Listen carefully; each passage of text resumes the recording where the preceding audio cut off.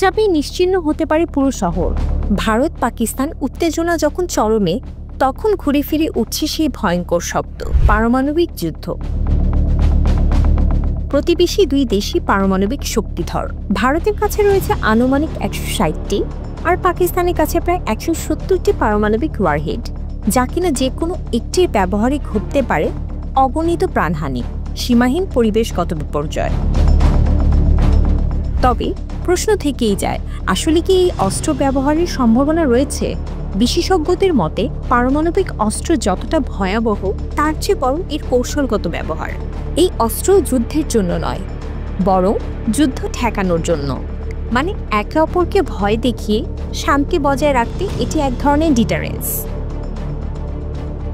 আরও বড় প্রশ্ন, এই অস্ত্রের ব্যবহার কি আইনসম্মত? জাতিসংঘের পরমাণু অস্ত্র বিস্তার রোধ চুক্তি এনপিটি, সর্বব্যাপী পারমাণবিক পরীক্ষা নিষিদ্ধকরণ চুক্তি সিটিবিটি, এই দুটি প্রধান আন্তর্জাতিক চুক্তি পারমাণবিক অস্ত্র নিয়ন্ত্রণের জন্য প্রচেষ্টা চালাচ্ছে। কিন্তু ভারত পাকিস্তান কেউ এই এনপিটিতে স্বাক্ষর করেনি।